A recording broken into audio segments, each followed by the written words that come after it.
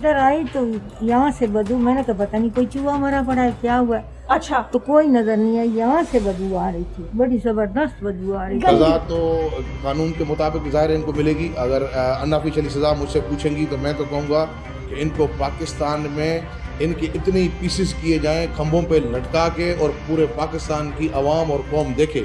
24 नवंबर 2011 पाकिस्तान के शहर कराची के एक इलाके शाह फैज कॉलोनी के अंदर से एक ऐसा वाकया मंजर आम पर आता है जिससे पूरा पाकिस्तान हिल कर रह जाता है। ये खबर सामने आती है कि एक औरत ने अपने शौहर को ना सिर्फ कत्ल किया, उसके बाद उसके टुकड़े करने के बाद उसका कोरमा बना दिया। कोई भी फैसला करने से पहले ये कहानी पूरी सुन लीजिएगा, क्योंकि ये है कहानी की एक साइड। अब इस कहानी की जब दूसरी साइड आप सुनेंगे तो आपको फैसला करने में आसानी होगी। बगैर वक्त जाया किए केस की तरफ बढ़ते हैं, लेकिन उससे पहले इस चैनल को सब्सक्राइब और बेल आइकन को लाजमी प्रेस कर दीजिएगा। ये बात है 2011 की। कराची के इलाके शाह फैज कॉलोनी में एक फैमिली रहती थी जिसमें जैनब का शौहर अहमद और जैनब की बेटी सोनिया रहती थी।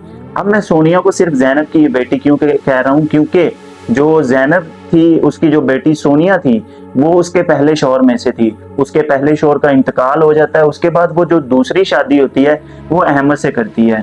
ये वहां पर एक रेंट के मकान में रहते हैं दूसरी मंजिल पर, और नीचे लैंडलॉर्ड यानी कि जो मकान का मालिक होता है वो रहता है। अब शुरू के 4-5 साल तो बड़े इत्मीनान और सुकून से गुजर जाते हैं, लेकिन मेन मसला तब आता है जब अहमद को नशे की लत लग जाती है। उस नशे की लत के चलते वो आए दिन घर में मारपीट करता रहता है। आए दिन जब लेट गए घर आना तो मोस्टली जो है वो कभी अल्कोहल का नशा तो कभी ड्रग के नशे में होता है। उस चक्कर में आके वो कभी सोनिया पर तो कभी जैनब पर अपनी जो भड़ास है वो निकालता है उनके ऊपर। दोनों माँ बेटी उससे बहुत तंग थी, लेकिन करती तो आखिर करती क्या, मजबूर थी। उस मारपीट से तंग आकर एक दिन 24 नवंबर 2011 को उनके घर से एक अजीबोगरीब सी सड़ने की स्मेल आ रही होती है, जैसे किसी चीज को बुरी तरह से जलाया जा रहा हो। पहले तो मकान मालिक को वो स्मेल आती है, लेकिन वो उसे इग्नोर कर देता है। लेकिन जब आस पड़ोस के लोग आकर उससे पूछते हैं और उसको कहते हैं कि जाके पता तो करो आखिर बात क्या है, तो वो कहता है कि चलो ठीक है मैं पता करता हूँ। वो आहिस्ता आहिस्ता सीढ़ियाँ चढ़ता है और जैसे ही घर के करीब पहुंच रहा होता है तो स्मेल मजीद तेज होती जाती है। अब जब वो कमरे के अंदर दाखिल होता है तो वहां का जो मंजर है वो देखकर हक्का बक्का रह जाता है और पूरी तरह से सदमे में चला जाता है। वो फौरन वहां से भागता है और पुलिस के पास जाता है और पुलिस को जाके सारा माजरा बयान करता है।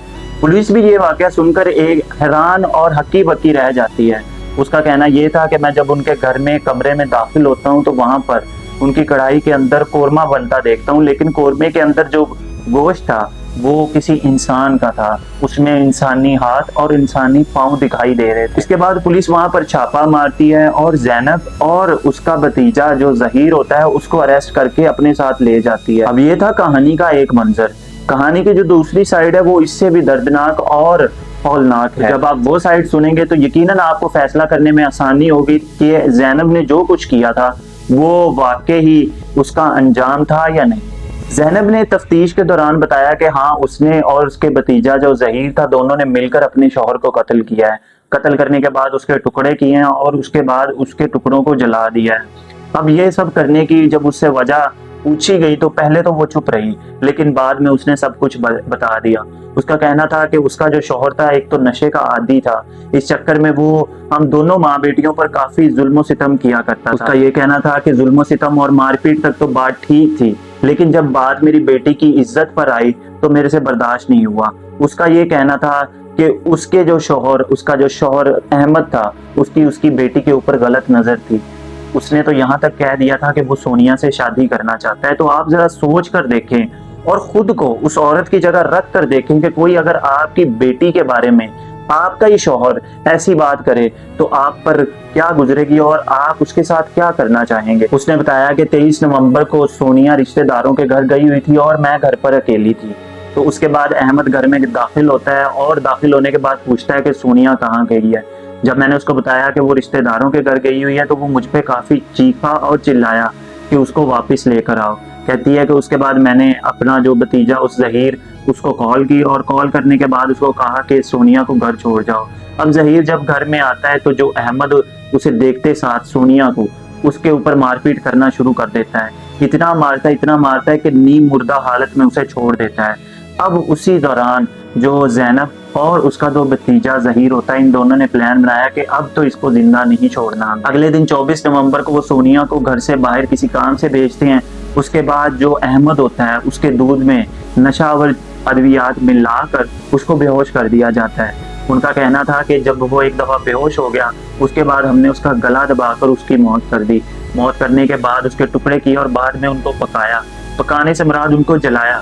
اب جلا وہ اس لیے رہے تھے، ان کا یہ کہنا تھا کہ جب ایک طرح سے یہ ٹکڑے جل جاتے اس کے بعد ہم اس کو کوڑے وغیرہ میں پھینک دیتے تاکہ لوگوں کو شک نہ ہوتا، لوگ یہی سمجھتے کہ کسی جانور کے یہ اعضاء ہیں یا پھر کوئی گھر کا بچا ہوا جسے کہتے ہیں سالن وغیرہ، یہ چیز تھی۔ اس کے بعد ان کا کیس عدالت میں جاتا ہے، عدالت ان دونوں کو عمر قید کی سزا سناتی ہے۔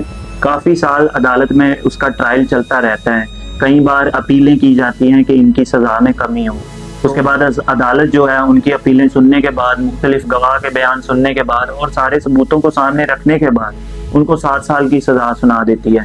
لیکن ٹرائل ابھی تک اتنا لمبا ہو چکا ہوا تھا کہ مزید ہی وہ 1-2 سال جیل میں رہتے ہیں اور اس کے بعد رہا ہو جاتے ہیں۔ اب آپ ذرا زینب کی جگہ خود کو رکھ کر دیکھیں اور مجھے ایک سوال کا جواب دیں کہ زینب نے جو کچھ کیا صحیح کیا؟ بے شک اس کا راستہ غلط تھا، لیکن اس نے جو کچھ بھی کیا مجبوری میں آ کر۔ ہاں یہ بات بھی درست ہے کہ اگر وہ اس کی جگہ پولیس کی مدد لیتی تو ہو سکتا ہے آج صورتحال کچھ اور ہوتی، لیکن اس کو ساتھ یہ بھی ڈر تھا کہ جو احمد ہے وہ اس کی بیٹی کی جان لے لے گا یا اس کی بیٹی پر غلط نظر رکھ کے اس کی عزت کی نیلامی کر دے گا۔ زینب اور ظہیر نے زندگی کے 7 سال جیل کے اندر کاٹے، لیکن زینب کو ذرا بھی پچھتاوا نہیں تھا، وہ بڑے اطمینان سے اپنے جوابات دے رہی تھی جیسے اس نے کسی جنگ میں فتح حاصل کر لی۔ آپ کی جو بھی رائے اس کیس سے ریلیٹڈ کمنٹ سیکشن میں ضرور بتائیے گا۔ ملتے ہیں ایک اور اسی طرح کے دلچسپ کیس کے ساتھ، تب تک کے لیے اللہ نگہبان۔